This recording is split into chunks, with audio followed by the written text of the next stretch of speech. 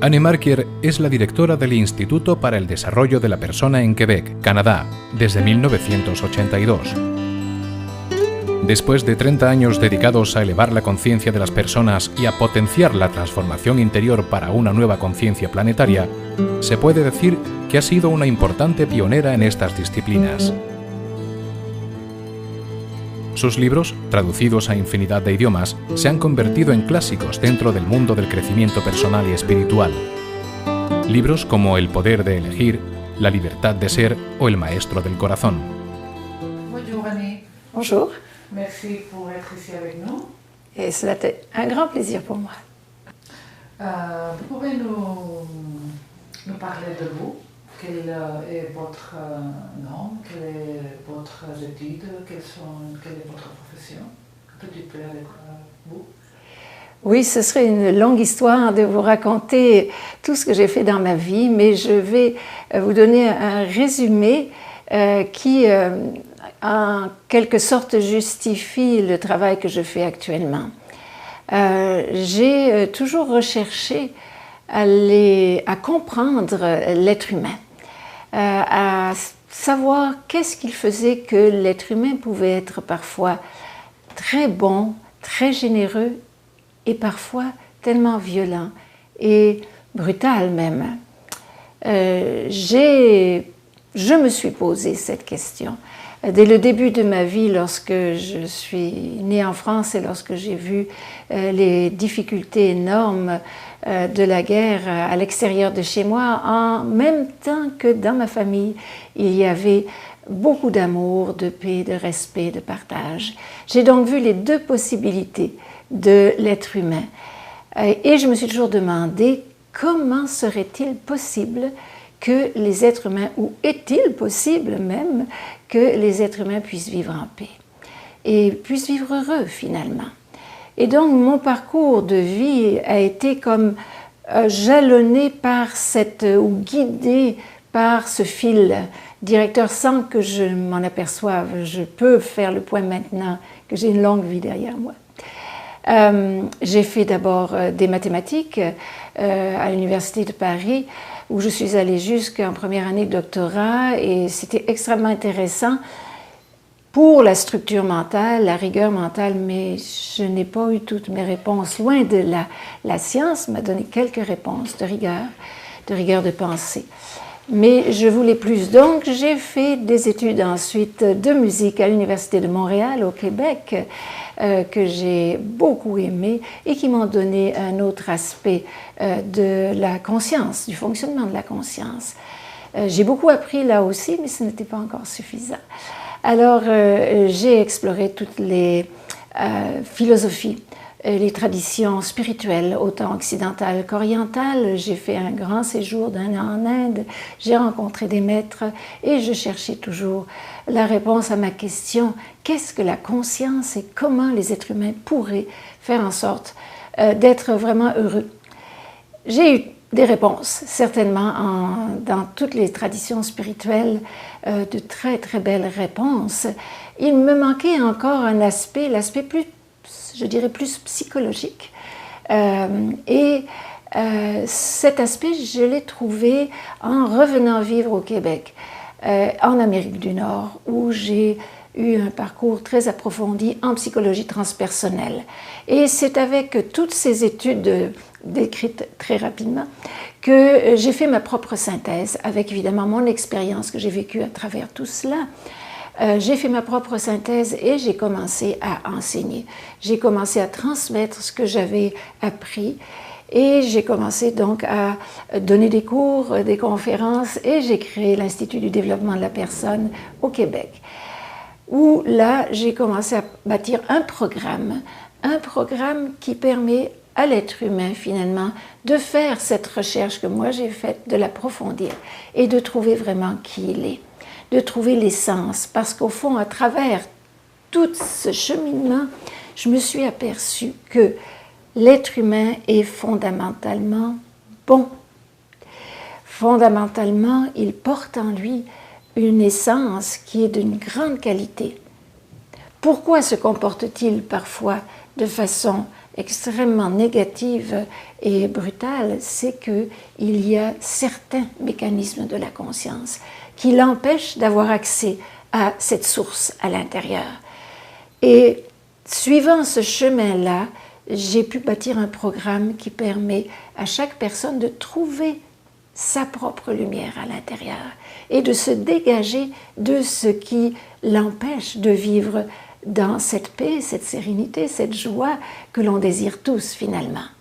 Alors c'est le cheminement, mon cheminement personnel, mes études, mes recherches et mon expérience qui m'ont amené à faire ce que je fais maintenant au sein de l'Institut du développement de la personne au Québec. Mais vous avez fondé l'Institut il y a 30 années. Presque 30 ans, oui. Vous êtes une pionnière parce qu'il n'y avait pas de centre français, je pense. Qu'est-ce que vous avez mené réellement à monter ça? Parce que dans ce moment, il n'y avait pas... Quels ont été votre maître, votre source de... Cela s'est fait spontanément et naturellement. Je pense qu'une de mes sources, c'est que tout ce que j'ai appris dans ma vie, que ce soit les mathématiques, la musique, le yoga, puisque j'ai fait du yoga aussi, la spiritualité, tout ce que j'ai appris dans ma vie, je l'ai enseigné. J'ai enseigné les mathématiques, je suis une enseignante finalement. J'ai enseigné la musique, j'ai enseigné le yoga et maintenant j'enseigne la maîtrise de la conscience. Donc c'est un processus qui a été très naturel pour moi. Au fur et à mesure que je découvrais ces choses-là, j'ai eu juste en moi le désir de transmettre cela.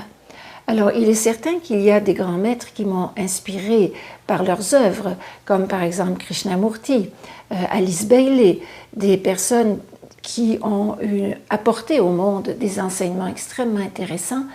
Mais je me suis servi de cela avec mon expérience pour faire ma propre synthèse, comme je l'ai précisé plus tôt, et mon propre enseignement. Donc, je n'ai pas suivi une ligne tracée d'avance, et c'est en ce sens que, effectivement, oui, je reconnais que je suis une pionnière, même maintenant où tout cela est bien connu, mais où je découvre des chemins nouveaux. Alors oui, je suis une pionnière, mais cela s'est fait sans que je me pose de questions. Pourquoi? Je l'ai fait parce que du plus profond de moi, il y avait quelque chose qui m'amenait à vouloir partager ces connaissances et cette expérience que j'avais eue. Et en la partageant, je me suis aperçue que cela apportait beaucoup de bien aux gens autour de moi. Alors, puisque ça faisait du bien, j'ai continué. Et comme j'ai continué, cela a grandi, mais très organiquement, très naturellement. Je n'ai jamais forcé les choses de quelque façon que ce soit. Vous voulez décrire vraiment les matières qu'on enseigne ici à l'Institut? Un petit peu parce que je sais qu'il y a beaucoup de choses, mais le plus important peut-être, le plus fondamental. Le plus fondamental, en fait, je l'ai décrit dans mes livres en ce qui concerne l'enseignement. Il est évident que cet enseignement que je donne, à un moment donné, j'ai eu le besoin et on m'a demandé de l'écrire, de le mettre sous forme de livre. Et c'est ce que j'ai fait. Donc, les bases de l'enseignement sont, au niveau de l'enseignement en tant que tel, la connaissance des mécanismes de la conscience. Car on nous a déjà dit il y a très longtemps, c'était écrit au-dessus de la porte du temple initiatique de Delphes, « Homme, connais-toi toi-même et tu connaîtras l'univers et les dieux ». Et ça, c'est le fond de la recherche de l'être humain, la connaissance de soi, mais pas seulement une connaissance psychologique de surface, une connaissance en profondeur. Et c'est ce que j'offre dans mon enseignement, une connaissance aux 3 niveaux de conscience. L'aspect conscient de l'être humain, l'aspect inconscient et l'aspect supraconscient. Et lorsqu'on étudie et que l'on apprend à connaître, sentir, reconnaître en soi ces 3 aspects-là, on a infiniment plus de maîtrise. Alors c'est sûr que je me suis appuyée sur beaucoup d'enseignements pour arriver à sortir les différents éléments qui décrivaient les mécanismes de la conscience. Ce n'est pas si difficile, ce n'est pas si mystérieux d'ailleurs. Des fois, on pense que cela va être compliqué. Ça ne l'est pas du tout. En tout cas, je l'ai fait simple pour que ce soit accessible à toute personne de bonne volonté qui est ouverte et qui est intéressée à se connaître. Et cette connaissance de soi, à tous les niveaux, nous amène la maîtrise. Un petit peu comme si on connaît comment fonctionne une auto, on va pouvoir la conduire avec sécurité sur la route. Mais si on nous donne une auto et qu'on ne sait pas comment la conduire, on va faire beaucoup d'accidents. Et c'est la même chose pour notre être. Si on ne se connaît pas soi-même, on fait beaucoup d'accidents dans notre vie. C'est-à-dire, on crée des situations difficiles, on vit des choses que l'on ne veut pas vivre et on ne sait pas pourquoi ces choses-là nous arrivent. Alors que si on se connaît soi-même et qu'on a fait un travail aussi intérieur de dégagement, à ce moment-là, on arrive à avoir la maîtrise de soi. Et la maîtrise de soi, c'est avoir la liberté, avoir le pouvoir, la joie, tout ce que l'on recherche. Mais ce n'est pas seulement un enseignement, c'est aussi une expérience qu'il faut avoir. Donc l'enseignement est donné à travers mes livres, la connaissance, la compréhension, extrêmement utile. Mais dans le programme, il y a aussi l'autre aspect qui est l'aspect expérience de cette connaissance, une expérience profonde, directe. Et ça nous donne une maîtrise beaucoup plus grande. Très facile. C'est facile à décrire, mais cela demande évidemment un travail intérieur, cela demande de la pratique, cela demande de la persévérance, mais cela se fait. C'est actuellement en 2011 et les années suivantes qui s'en viennent, l'être humain est prêt. L'être humain est définitivement prêt pour faire ce grand plongeon à l'intérieur de lui-même, autant dans ses racines profondes que dans ses dimensions les plus élevées. Et c'est les deux aspects qui sont importants à travailler ensemble, pas seulement aspect conscient, ni inconscient, ni supraconscient séparés, mais les trois ensemble. Et quand on met vraiment les trois ensemble, on obtient des résultats extraordinaires et rapides.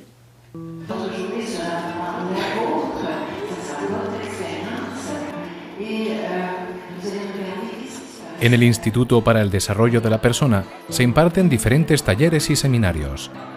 El más importante y concurrido es L'éveil du soi, o Despertar y Manifestación del Ser, que se imparte diversas veces al año y es la puerta de entrada a otras formaciones más avanzadas como Renacimiento, que usa el poder sanador de la respiración.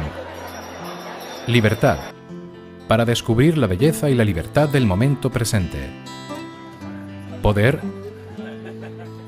Tierra Mágica, Meditación y Cuerpos de Luz, Helios y un largo etcétera. Avec votre livre Le pouvoir de choisir, que ça a été un petit best-seller dans la littérature spirituelle, vous avez donné naissance au mot victimite. Oui. Est-ce que vous pouvez expliquer un peu ça? Qu'est-ce que c'est la victimite? La victimite est quelque chose qui est bien connu. Ce n'est pas quelque chose de mystérieux, c'est quelque chose avec lequel on doit se battre souvent intérieurement. C'est simplement un état d'esprit. C'est un état d'esprit qui nous fait croire que nous sommes impuissants devant la vie et qui nous fait croire que notre vie est là au hasard, que n'importe quoi arrive n'importe quand et puis qu'on n'y peut rien.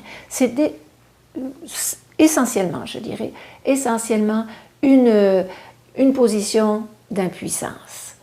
Mais c'est une façon de voir les choses. Et on a la possibilité de changer notre perspective et de sortir de cet état de victime. Mais dans l'état de victime, on est très malheureux. On blâme les autres constamment. Ce n'est jamais notre faute. On est frustré, on est en colère contre la vie. On n'est vraiment pas bien. C'est un état qui est très souffrant. Et c'est dommage, parce que c'est juste un état d'esprit. On pense que c'est ça la réalité. En fait, c'est une illusion. Et on peut sortir de cette illusion qui est très souffrante et on peut définitivement se placer notre pensée d'une autre façon. Et c'est ce que je propose dans le pouvoir de choisir, je pourrais dire, une façon de guérir la victimite, c'est-à-dire de s'en débarrasser et de retrouver son propre pouvoir. Et c'est parfaitement faisable. La lecture du livre est quelque chose de très, très utile et puissant. Ça fait faire des prises de conscience majeures, comme de milliers de lecteurs me l'ont fait savoir. C'est très utile, surtout dans notre monde.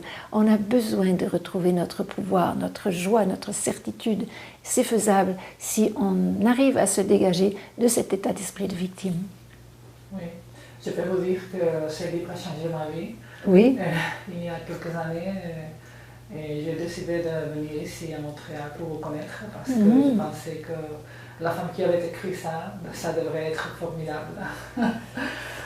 Vous pouvez expliquer les principes d'action-réaction? Responsabilité, attraction, réaction.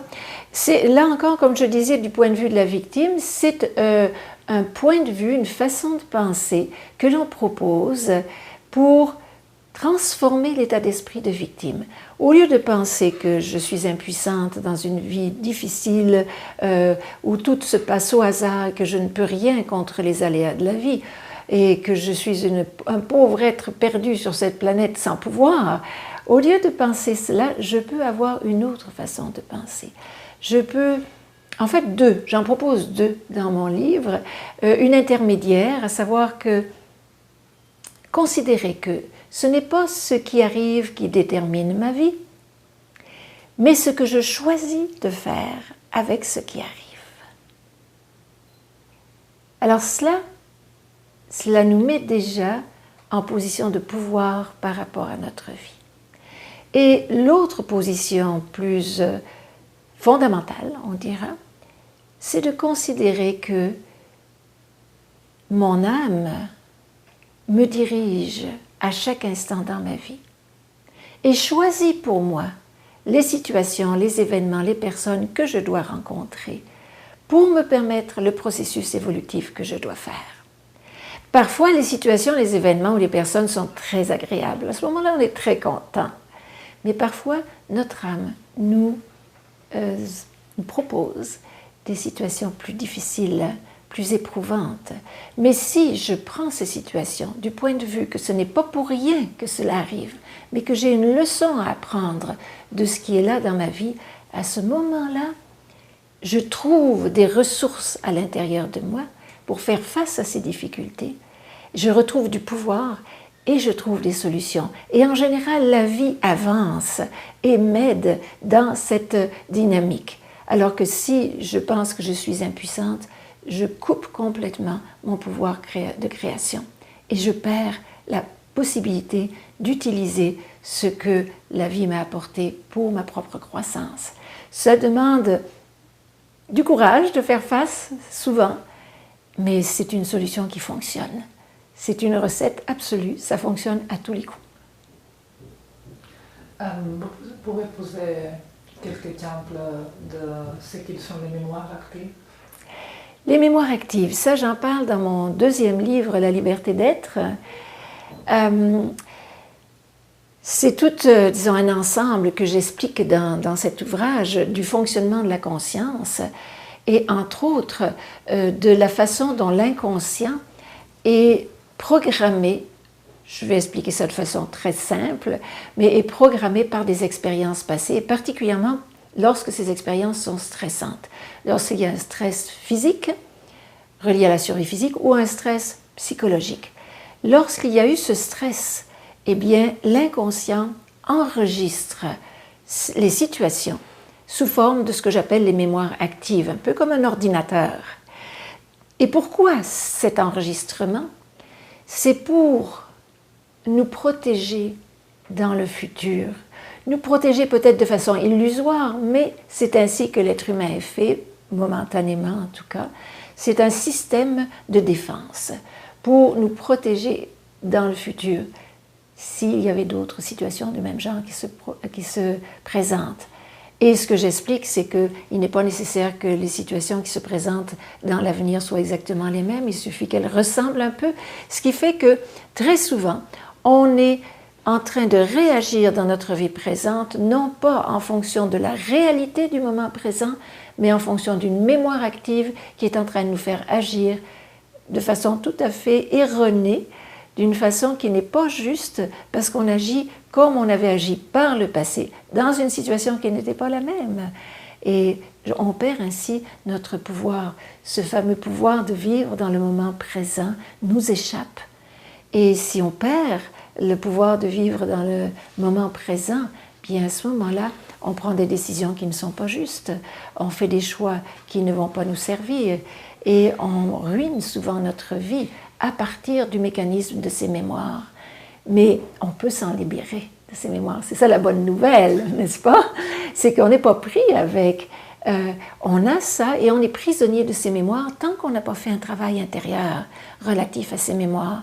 Mais en ce moment, il y a beaucoup d'outils disponibles et nous en offrons bien sûr aussi à l'Institut pour se libérer de ces mémoires actives et retrouver notre liberté par rapport à notre passé. Donc, la véritable origine de nos réactions émotionnelles ne sont pas à l'extérieur. Non, nos réactions émotionnelles dépendent de notre façon de percevoir les choses. Et notre façon de percevoir les choses dépend des charges que l'on porte à l'intérieur de nous, issues du passé. Certaines réactions émotionnelles proviennent directement de notre âme, elles sont excellentes.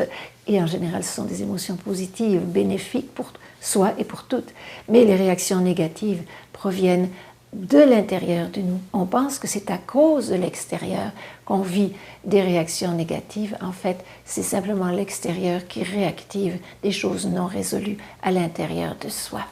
Mais les personnes sont conscientes de ces mémoires actives, de ces petites bombes, parce qu'on dit bombes que nous avons dans l'intérieur qui peuvent exploser un col.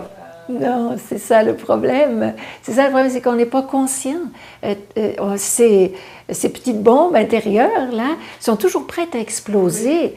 On ne sait pas quand, on ne sait pas comment. Et oui, c'est difficile. C'est difficile aussi. Oui, c'est difficile parce qu'on se demande même pourquoi on a réagi de cette façon-là et avec cette intensité. Quand on vit des choses de ce genre, c'est simplement parce qu'il y a une mémoire qui a été réactivée. Et à ce moment-là, au lieu de blâmer le monde ou les gens autour de nous pour ce qu'ils ont dit ou ce qu'ils ont fait, c'est important de regarder à l'intérieur. Et nettoyer. Et nettoyer. C'est ça. Faire la vaisselle. C'est ça, absolument. Faire le ménage à l'intérieur. Et ça se fait très bien. On a des outils pour cela. Et quand on est libéré de ces mémoires actives, à ce moment-là, on peut rencontrer les mêmes personnes, vivre les mêmes événements, au lieu de partir dans la colère, la frustration et des émotions négatives qui nous enlèvent notre énergie et notre pouvoir, eh bien, on va pouvoir agir de façon vraie, de façon juste, avec du pouvoir, avec de l'énergie.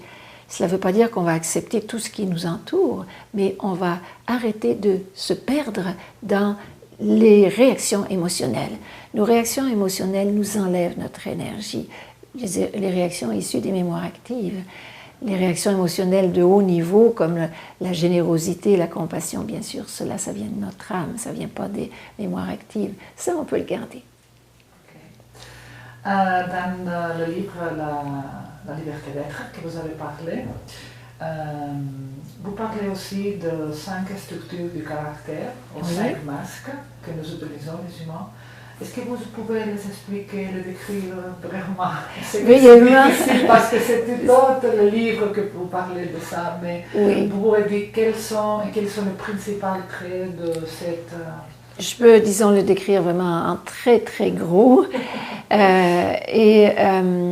Ce sont 5 grandes structures qui se construisent au fur et à mesure de l'expérience de la vie. Et comme en tant qu'être humain, on a à peu près tous la même histoire, on vit tous dans le même monde, n'est-ce pas? Alors, on a observé que dans l'inconscient se structuraient 5 grandes dynamiques, 5 grands systèmes de défense.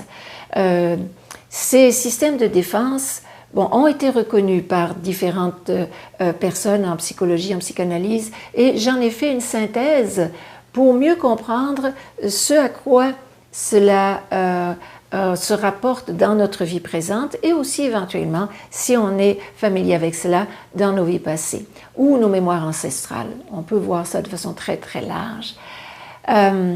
Il y a une première structure qu'on appelle la structure schizo et les noms des structures sont un petit peu psychanalytiques, mais il faut les prendre, disons, plus au niveau très général de psychologique. C'est leur origine qui m'a fait garder ces noms. On aurait pu les appeler structures 1, 2, 3, 4, 5, tout simplement.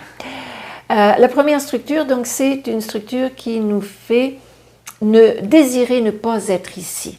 On est déconnecté de la réalité parce qu'on a des mémoires justement du début de notre vie physique qui ont été très difficiles ou antérieures qui ont été très difficiles. Alors on ne veut pas être dans le monde physique. Donc on est dans les rêves, on est dans les nuages, on a de difficultés à s'impliquer dans la vie, à s'impliquer dans les relations et on a des difficultés à avoir un travail régulier.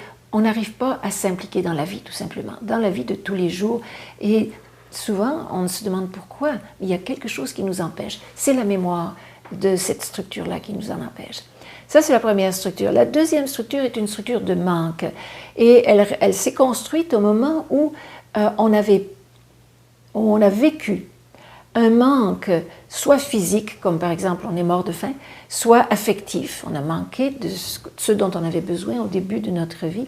Et à ce moment-là, il y a un système de défense qui fait en sorte que dans les dynamiques de la vie quotidienne, eh bien, on va toujours vivre avec ce sentiment de vide et de manque à l'intérieur. Donc, on va essayer de le combler.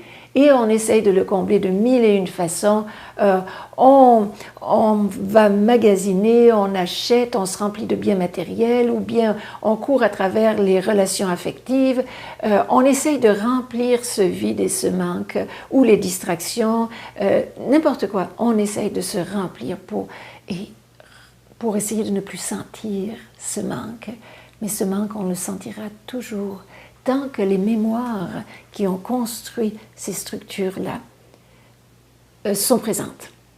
Et dès qu'on les enlève, on n'a plus besoin de se construire de cette façon-là. Alors il faut voir que ces grandes structures de l'inconscient sont construites à partir de ce que l'on présentait tout à l'heure, disons il y a quelques instants, les mémoires actives. C'est d'un certain type de mémoire active qui, lorsqu'elles sont installées à l'intérieur de nous, nous font nous comporter d'une certaine façon. Alors, il y a ces premières structures qui sont dans les nuages. Il y a les deuxièmes structures qui sont toujours en train de vouloir prendre et se remplir. Troisième structure, facile à décrire, celle-là, c'est la structure de la victime. On se plaint de tout, on blâme tout le monde a tort, et on est pauvre, on est malheureux, on est impuissant, et on ne reconnaît pas notre pouvoir, bien sûr. Et je décris deux types de victimes, la victime passive qui se plaint constamment mais ne fait rien pour sortir de sa situation, bien évidemment, et puis il y a la victime active qui est le sauveur qui va sauver les pauvres victimes. Cela, on s'en sort avec le principe de responsabilité-attraction dont on parlait un petit peu plus tôt, et aussi la guérison intérieure. La quatrième structure, c'est une structure qui se construit lorsqu'il y a, disons, un manque de reconnaissance de notre essence naturelle profonde et un désir de performer constamment. Donc la personne dans la quatrième structure, qu'on appelle souvent psychopathe, doit toujours performer pour être aimée. Elle ne se sent pas aimée si elle n'a pas le succès absolu, disons, l'approbation générale. Ça lui prend tout le temps d'être reconnu, aimé, admiré, et plus encore. Et ce n'est jamais assez, parce que ce n'est pas ce que l'on reçoit de l'extérieur qui va faire la différence, mais ce que l'on reçoit, ce que l'on guérit de l'intérieur, exactement. Alors ça, c'est la structure psychopathe qui paraît, qui brille. On ne peut pas manquer cette personne dans une réunion, on l'entend, on la voit. Il faut, pour cette personne-là, être vue et reconnue. Et je passe très rapidement, la 5e structure, c'est la structure qu'on appelle rigide, où on a eu une grande blessure affective dans le passé. Et à ce moment-là, on a décidé de se fermer au niveau émotionnel, ne plus rien sentir. À ce moment-là, on fonctionne uniquement avec notre tête. Le cœur est fermé. Et cela donne des personnes très froides qui calculent, qui comptent et qui ont de grandes difficultés à entrer en relation, mais qui essayent de tout contrôler, par exemple. C'est le contrôle dans cette structure-là. Donc, ces 5 grandes structures de défense, et on ne peut pas blâmer personne d'avoir ces structures. C'est bien important de reconnaître que si l'on est pris dans ces structures, c'est pas parce qu'on n'est pas bon ou pas correct, c'est simplement parce qu'il y a eu de la souffrance et qu'on a pu gérer cette souffrance simplement qu'en construisant un système de défense. Mais maintenant, ces systèmes de défense dans notre vie, ils nous étouffent. Alors, à un moment donné, on a le désir de se libérer de ces systèmes de défense. Et pour cela, il faut aller faire un travail de guérison en profondeur dans l'inconscient. C'est vraiment possible de se libérer de la masque? Oui, c'est tout à fait possible de se libérer. Tout mon programme, disons, une grosse partie de mon programme est consacrée à cela, le travail de guérison du passé. Donc, on ne va pas directement se libérer d'un masque, on va faire la guérison des souffrances issues du passé. Et quand on se guérit des souffrances issues du passé, naturellement, les masques tombent, on n'en a plus besoin. Et le travail à faire, c'est différent pour chaque masque ou c'est le même travail pour tout le monde? En essence, c'est le même travail. Il faut aller défaire les mémoires. Mais de façon plus précise, chaque structure a des points faibles à travailler. Mais aussi, chaque structure a des points forts qui émergent naturellement quand la faiblesse a été dégagée.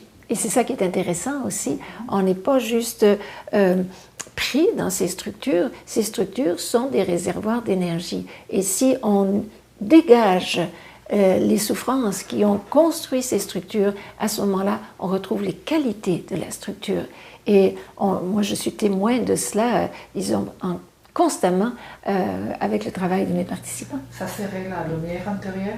Oui, absolument. La lumière intérieure émerge naturellement et avec des qualités particulières pour chaque personne. Vous le voyez souvent?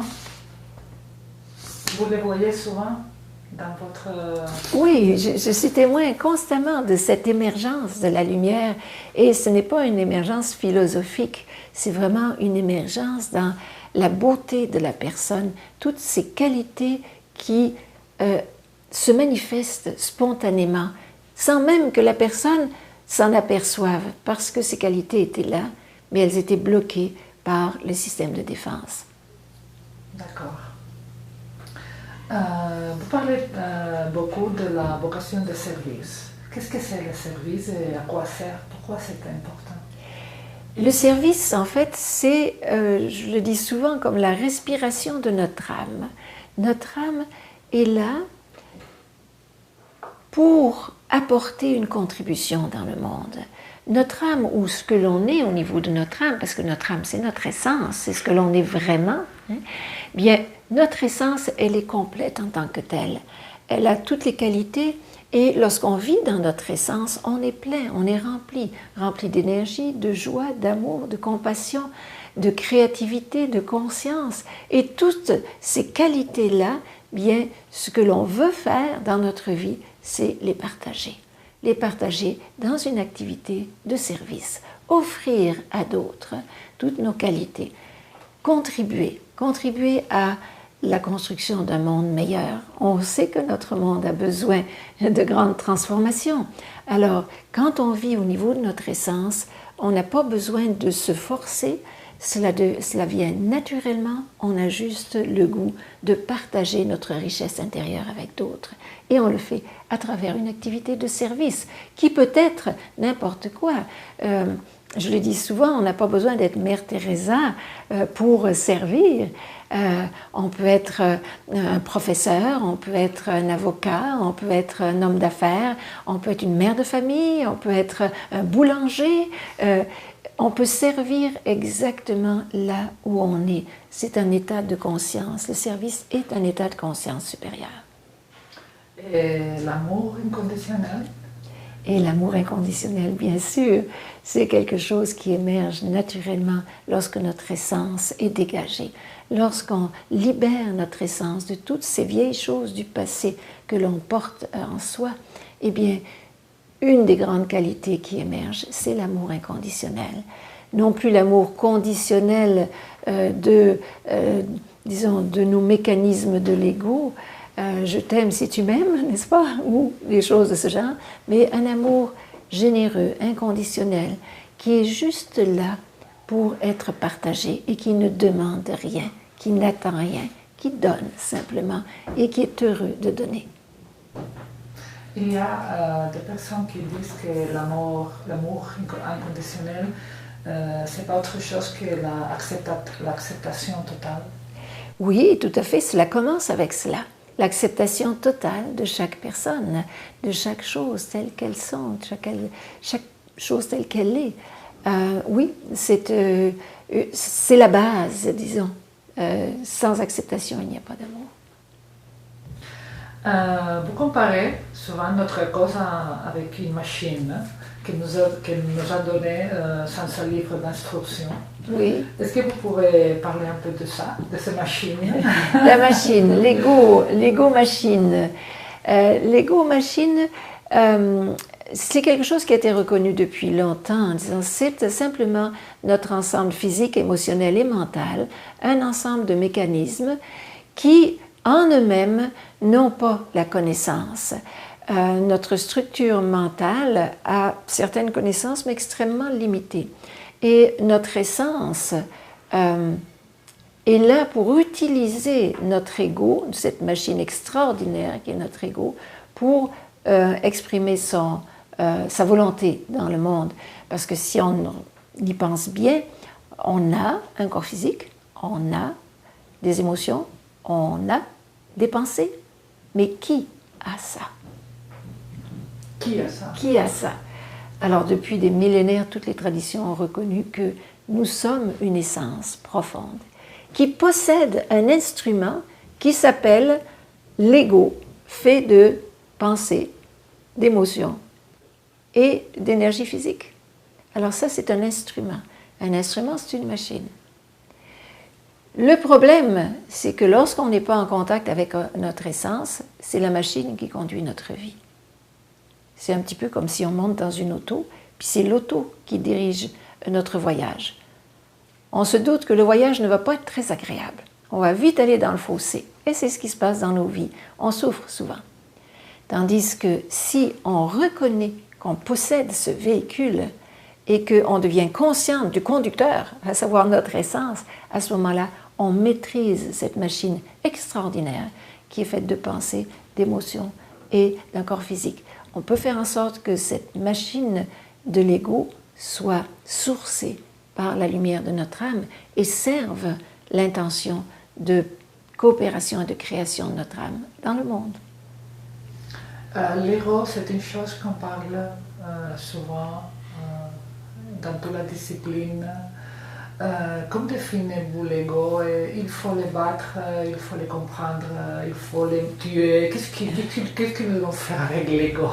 Ah, bien, c'est très simple. Hein, vu que nous venons de le définir, l'ego, c'est donc notre ensemble physique, émotionnel et mental. On ne peut pas tuer l'ego, c'est notre instrument. C'est un peu comme un musicien, un pianiste qui veut jouer du piano. Et si son piano n'est pas bien accordé, il ne va pas détruire le piano. Qu'est-ce qu'il va faire? Il va le réaccorder, il va le réparer pour pouvoir jouer de la belle musique. Notre âme est un peu comme le pianiste.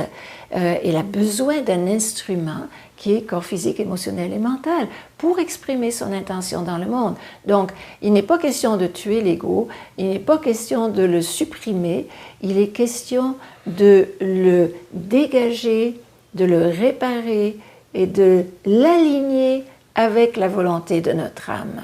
Et à ce moment-là, notre ego est extrêmement utile, c'est notre instrument. Comme un instrument de musique est utile aux musiciens, indispensable. Notre ego est indispensable à notre âme pour que notre âme puisse apporter sa lumière, son amour, sa créativité, sa conscience dans le monde. On a besoin de cet instrument.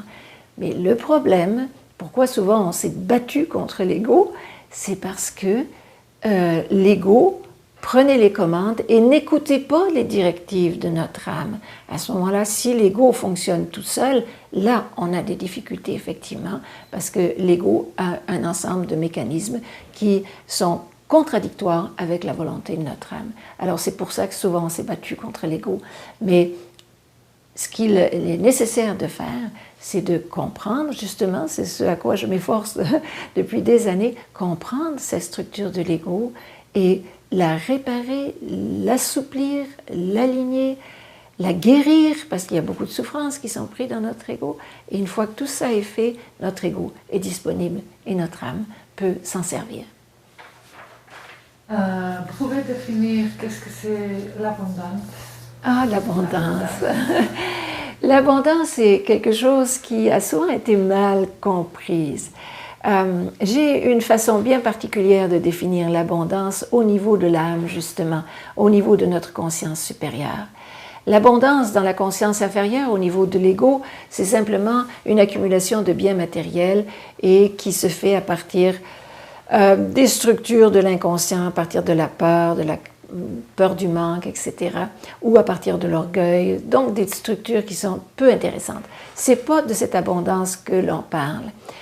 De mon point de vue, en tout cas, lorsqu'on parle de l'abondance au niveau de l'âme, on parle de cette capacité que l'on a de créer ou d'attirer à soi ce dont on a besoin, quand on en a besoin, pour pouvoir manifester les désirs de notre âme.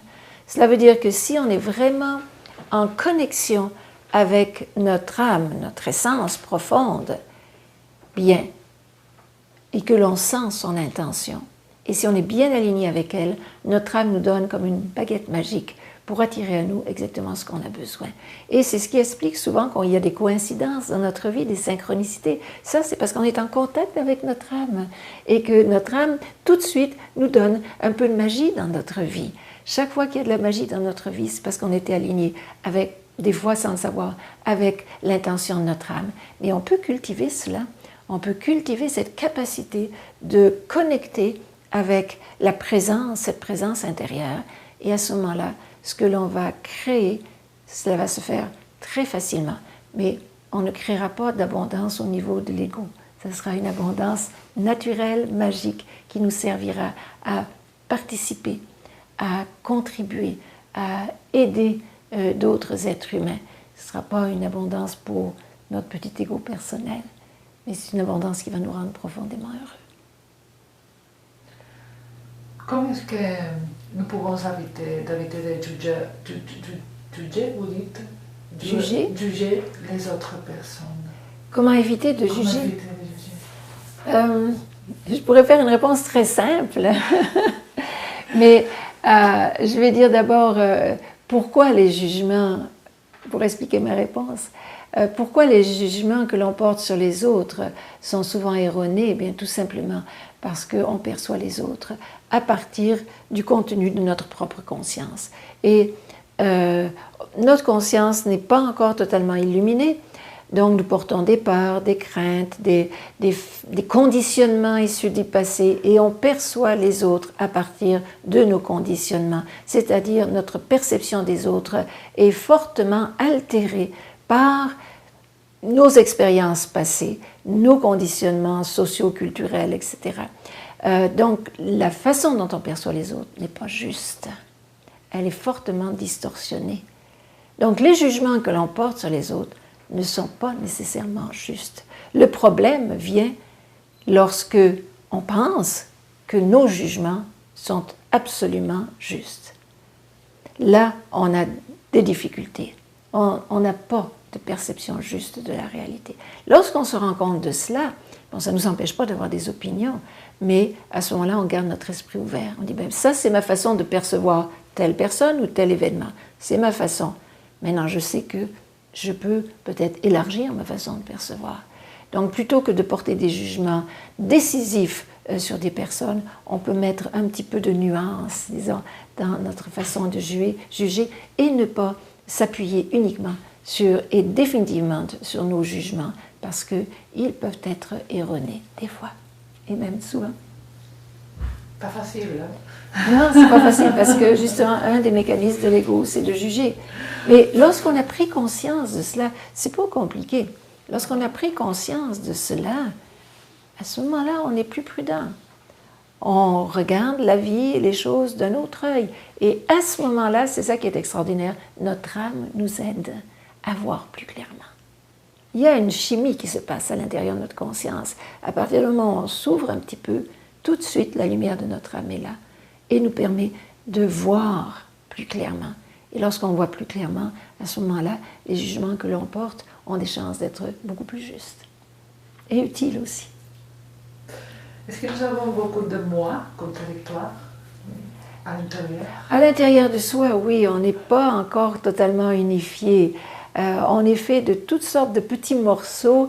Certains veulent une chose, d'autres veulent d'autres choses, oui.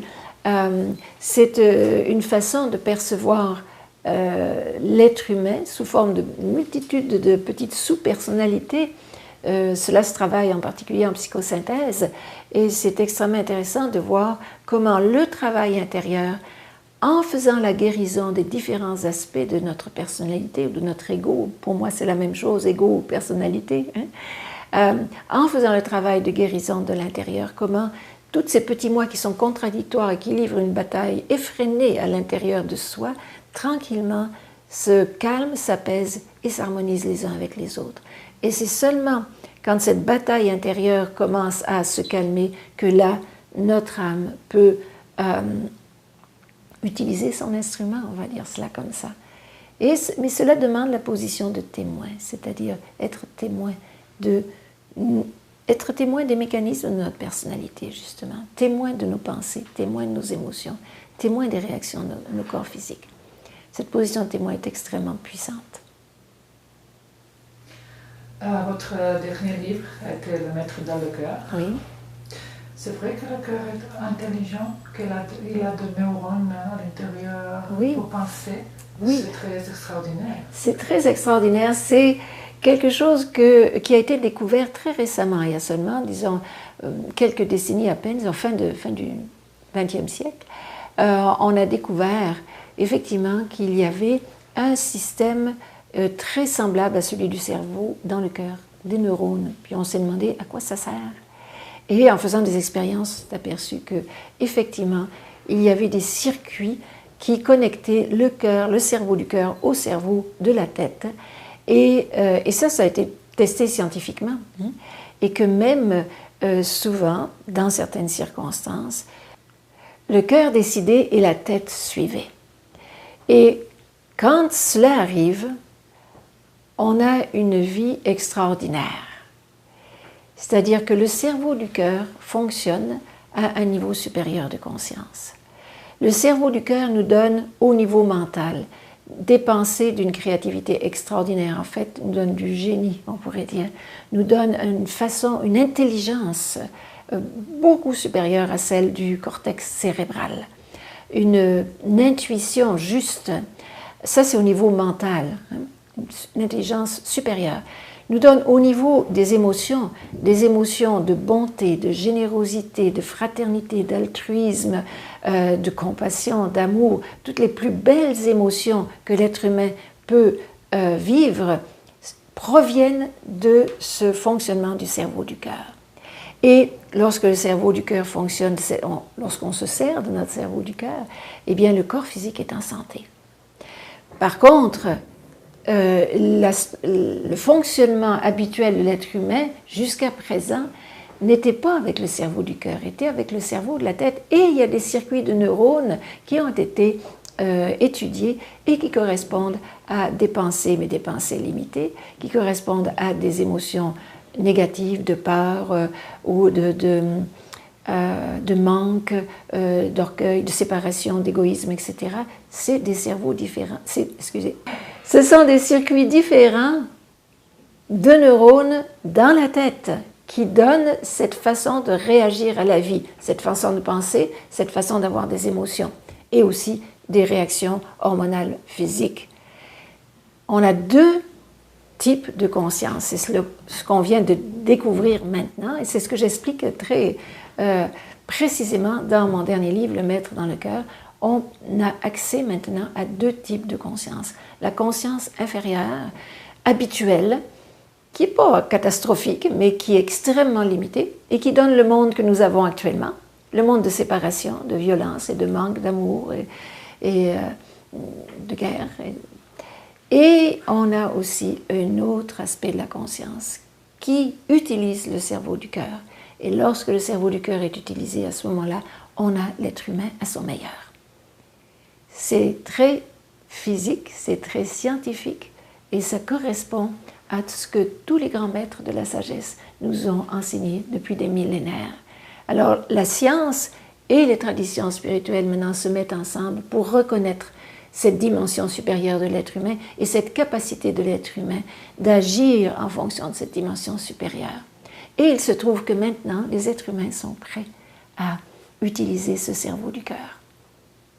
C'est pas pour rien que ces découvertes ont été faites. C'est parce qu'un certain nombre d'êtres humains sont prêts. En parlant de la conscience inférieure et supérieure, quand j'ai demandé à beaucoup de gens quelles questions vous poserez, si vous pouvez vous demander quelque chose, vous avez quelques questions à Anima. Et il y a beaucoup de gens qui m'ont dit qu'elle nous donne des outils pour se maintenir dans la conscience supérieure, des outils pour le quotidien, pour chaque jour. Qu'est-ce que nous pouvons faire chaque jour dans notre vie ordinaire pour nous maintenir quelque chose de facile, pour faire quelques conseils. Oui. Je peux donner quelques conseils. En fait, j'ai consacré toute la troisième partie de mon livre, Le Maître dans le cœur, pour justement expliquer comment cultiver notre jardin, c'est-à-dire faire fleurir les 1000 fleurs de notre âme. Donc c'est quand même assez complet.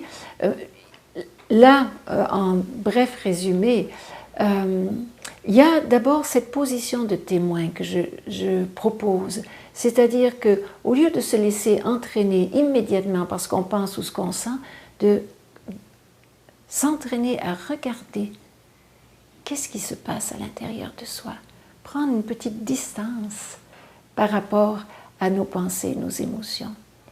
Et simplement en prenant cette distance, on commence déjà à donner un petit peu d'espace à notre âme.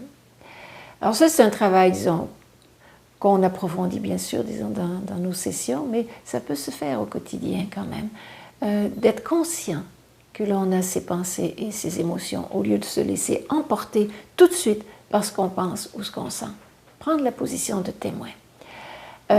Ensuite, bien sûr, faire le silence à l'intérieur de temps en temps, méditer. Ça, la méditation a été recommandée depuis des millénaires, et c'est toujours bon. Ils ont prendre le temps de faire le silence à l'intérieur, arrêter nos pensées autant que c'est possible. Et toutes les techniques sont bonnes. C'est pas la technique en soi, c'est vraiment la pratique qui compte.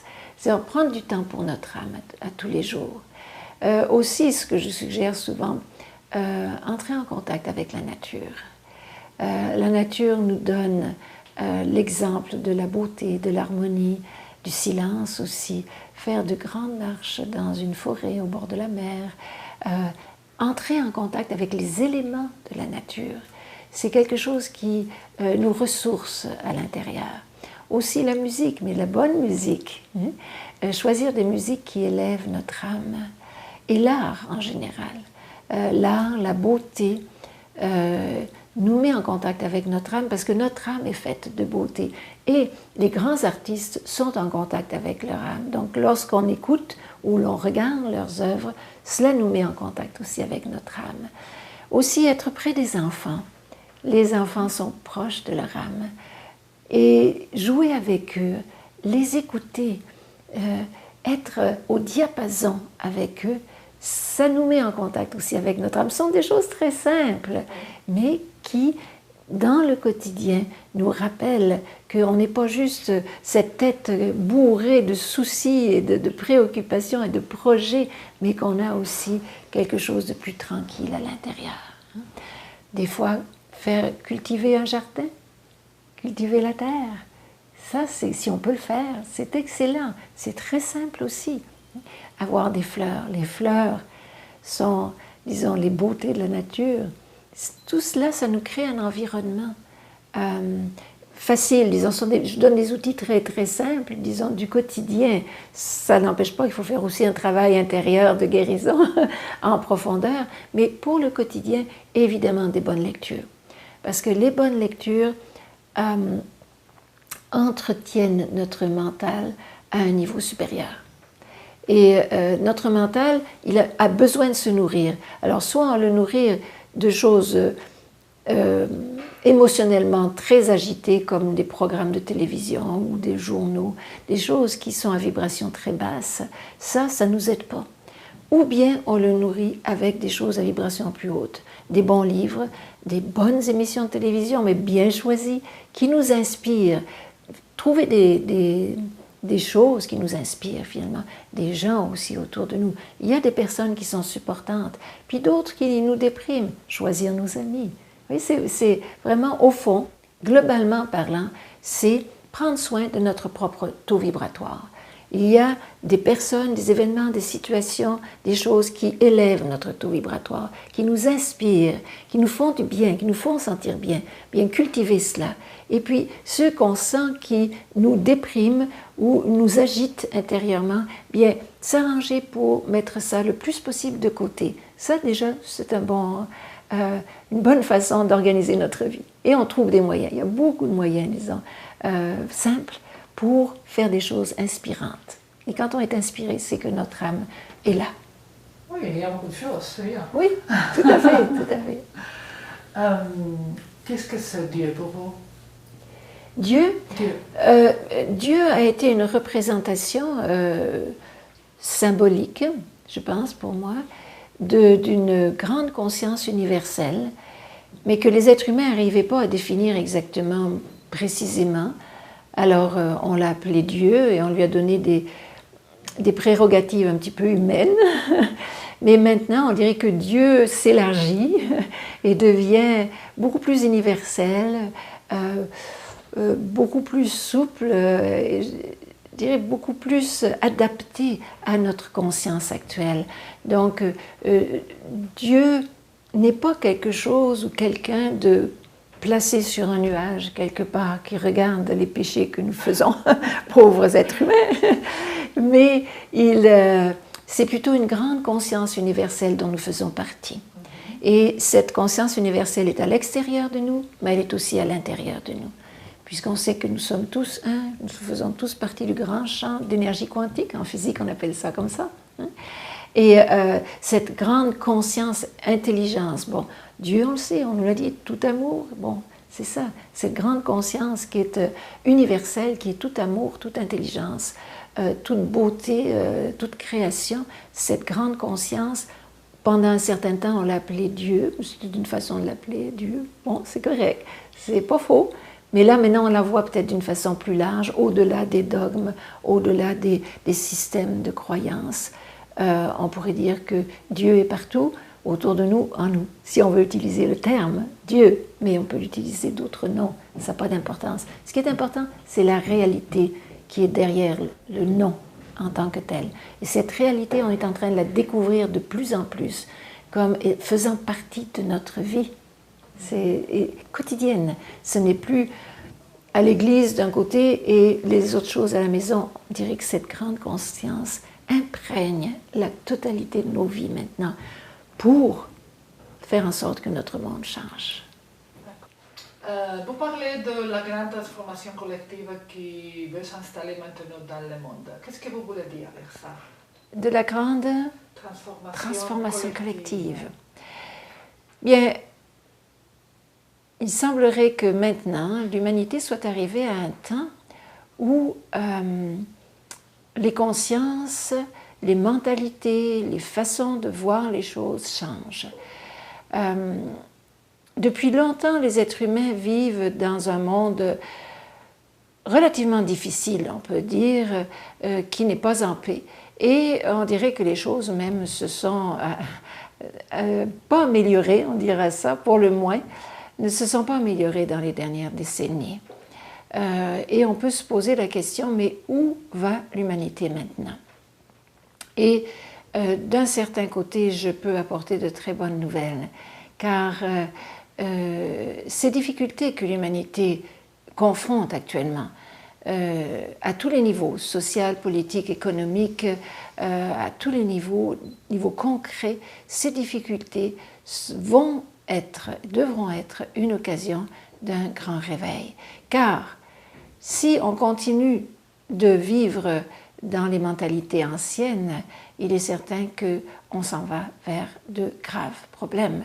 Je n'invente rien, je pense que tout le monde est bien au courant de cela.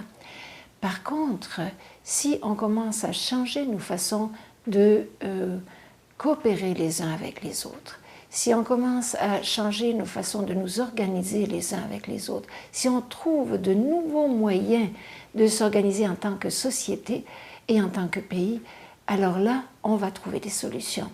Et il y a donc un grand vent de changement qui souffle sur la conscience collective. Pour moi, c'est la démonstration au niveau collectif de ce qui se passe pour un être humain. Un être humain, à un certain moment donné, est prêt à passer de la conscience de son égoïste, personnel, limité, à la grande et belle conscience de son âme. Eh bien, l'humanité en est là maintenant. Elle a assez souffert et ses souffrances vont lui permettre de chercher et de trouver des solutions différentes pour s'organiser en tant que collectivité.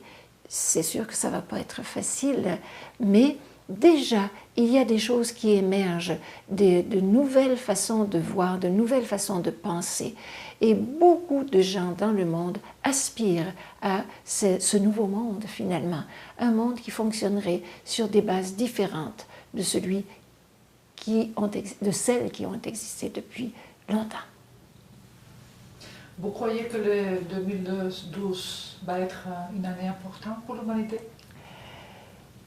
2012 a été une date donnée par la tradition maya. Il est certain que, indépendamment des traditions, la science elle-même décrit un phénomène qui va arriver en 2012, qui est un alignement entre le centre de la galaxie, le Soleil et notre Terre, qui n'a pas eu lieu depuis 26 000 ans. C'est une situation effectivement un peu exceptionnelle. Et cet alignement, quelles vont en être les conséquences? Parce que c'est ça qui est intéressant. Quelles vont être les conséquences de cet alignement?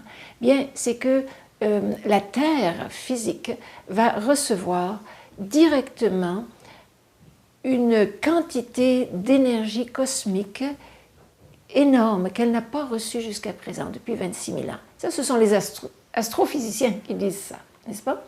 Alors, ça, au niveau scientifique, cela a aussi une conséquence au niveau énergétique et au niveau vibratoire et au niveau de la conscience. Cela veut dire que d'ici 2012, pas seulement l'année 2012, mais d'ici 2012, et nous sommes en plein dedans, nous recevons actuellement des énergies qui n'ont pas été disponibles à l'humanité depuis très très longtemps. Et c'est pour ça qu'il y a tous ces bouleversements sur notre planète.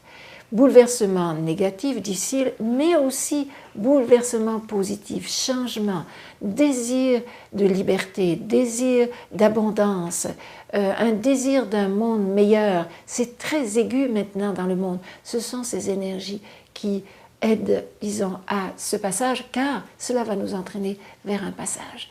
Donc, ce n'est pas l'année 2012 seulement, c'est les années avant 2012 dans lesquelles nous sommes, où il y a beaucoup de bouleversements déjà sur la planète, et les années qui vont suivre.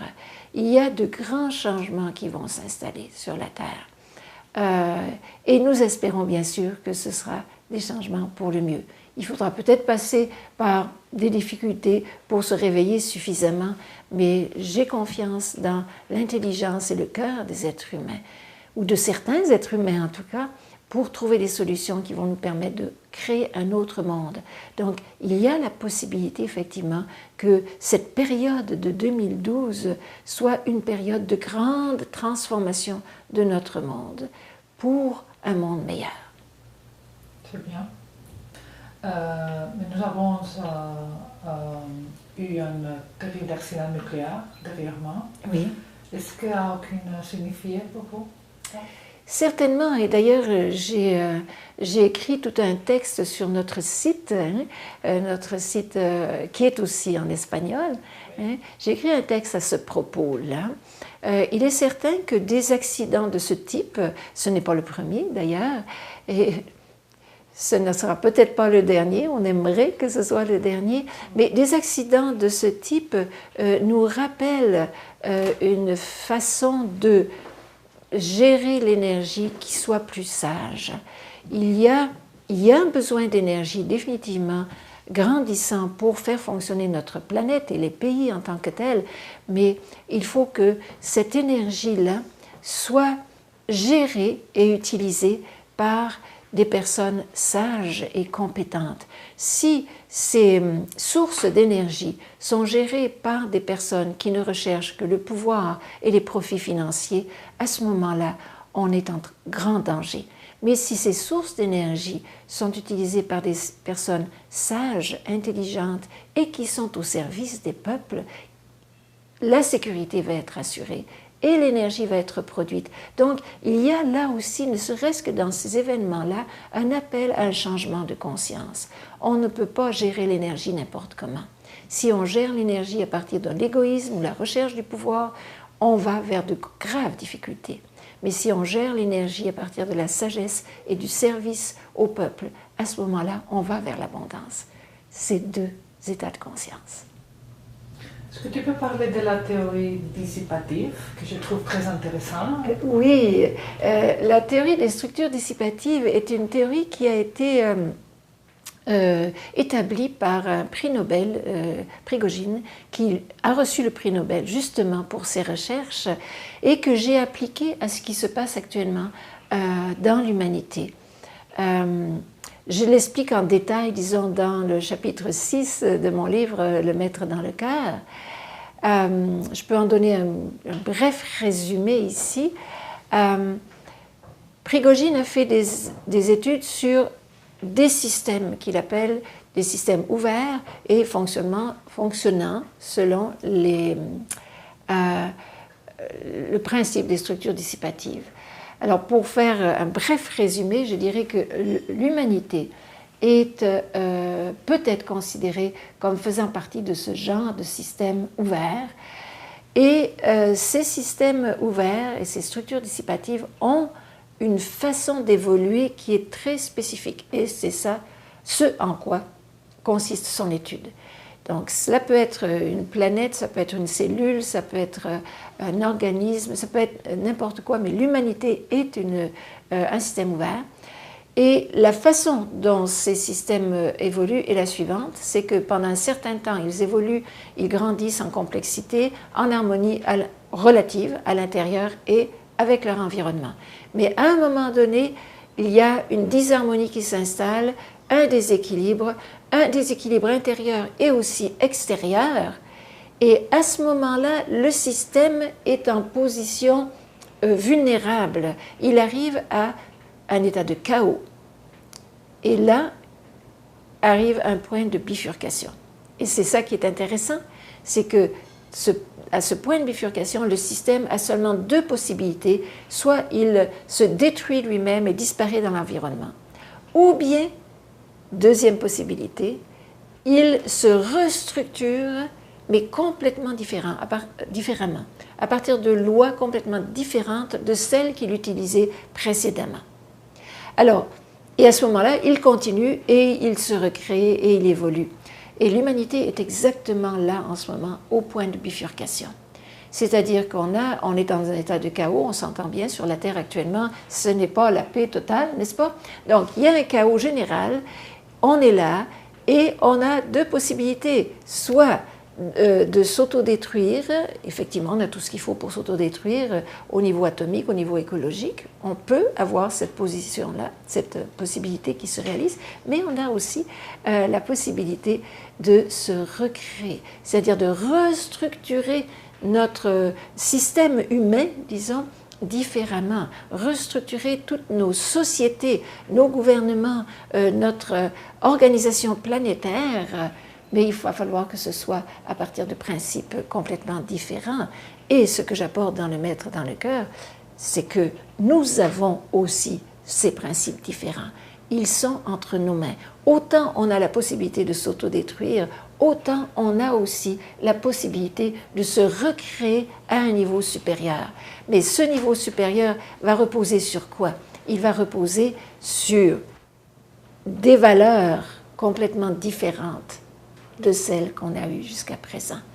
C'est-à-dire, au lieu que l'on fonctionne dans la peur, dans l'agressivité, dans le manque, la pénurie, la souffrance, le malheur, la séparation, l'égoïsme, etc., l'orgueil et le pouvoir abusif, au lieu que l'on fonctionne à partir de ces valeurs anciennes, eh bien, le nouveau monde qui peut se créer va se créer à partir des valeurs supérieures d'amour, de coopération, de partage, de respect, de fraternité, de compassion, de bonté. Toutes ces belles valeurs, disons, elles existent dans l'esprit humain.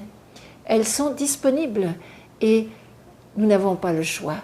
Soit nous passons dans ce monde nouveau basé sur ces valeurs supérieures et à ce moment-là, l'humanité va évoluer et va créer un monde superbe, de beauté, d'abondance, de justice, de liberté.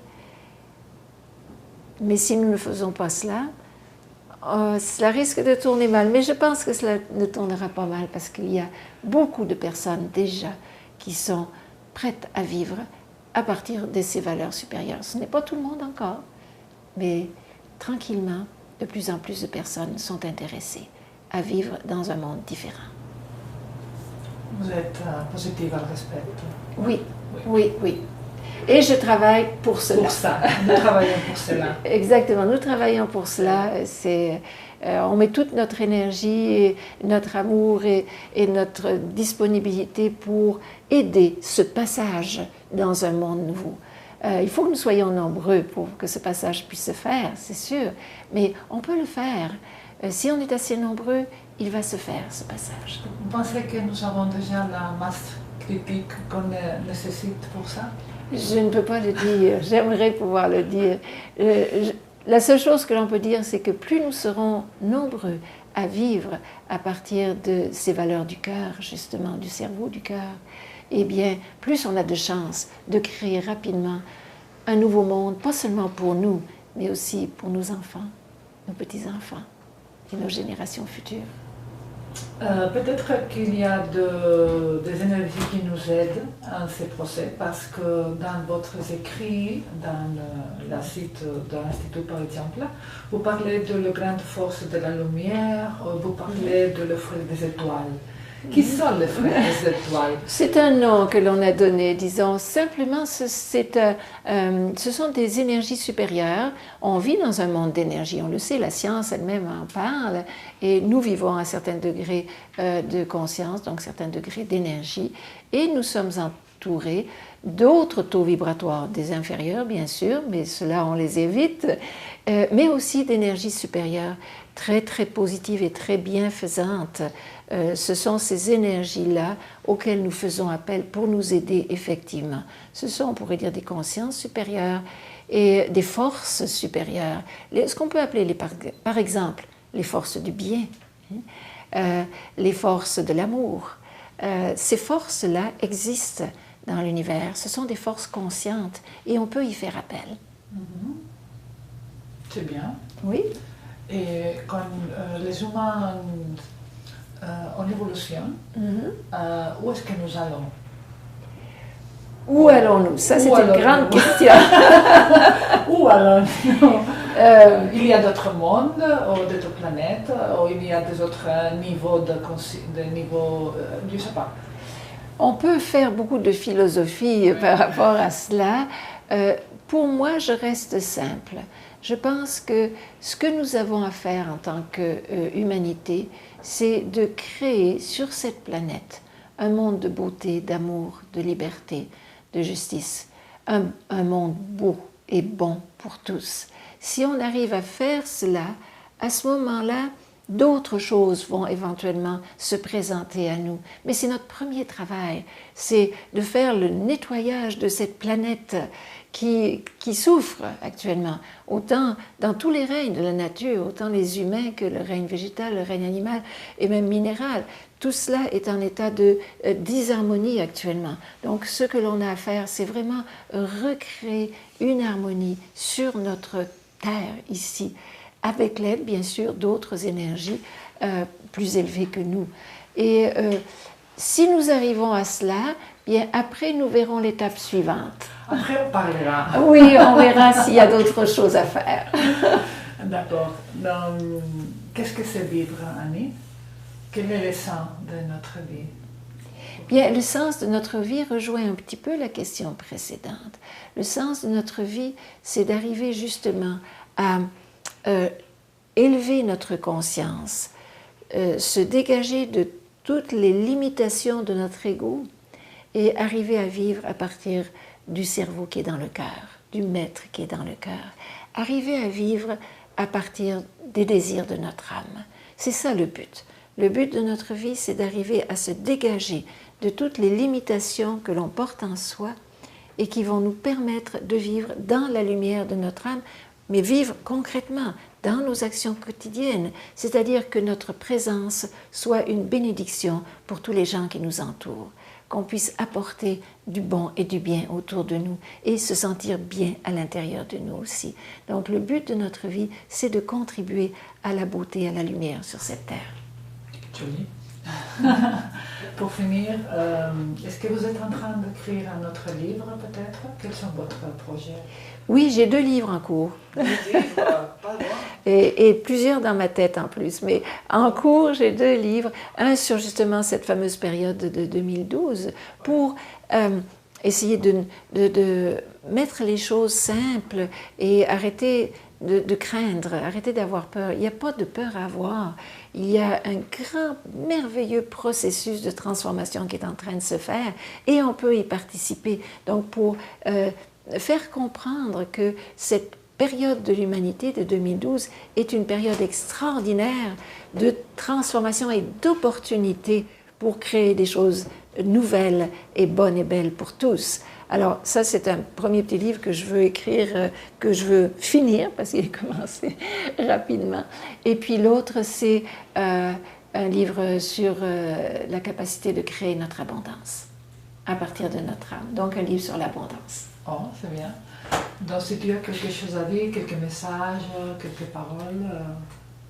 Pour finir, bien, je pourrais dire, disons un petit peu ce que je viens de mentionner au niveau de notre période particulière de l'histoire de l'humanité. On a une chance extraordinaire de vivre dans ce temps où l'humanité va changer complètement sa façon de faire, sa façon de vivre. On va être témoin dans les 10, 20, 30 prochaines années qui s'en viennent de changements extraordinaires. Et surtout, ne pas avoir peur, ne pas craindre, même s'il y a des difficultés matérielles ou psychologiques momentanées, ces difficultés peuvent nous mener vers une création meilleure de notre monde. Donc surtout, ne pas tomber dans la peur, mais rester dans un état de centrage intérieur, de paix, de conscience, et avec le meilleur de notre cœur, faire ce que nous avons à faire pour nous aider et aider les autres autour de nous. Et ainsi, on va ensemble créer un nouveau monde. Merci beaucoup, Annie. Bienvenue, c'est la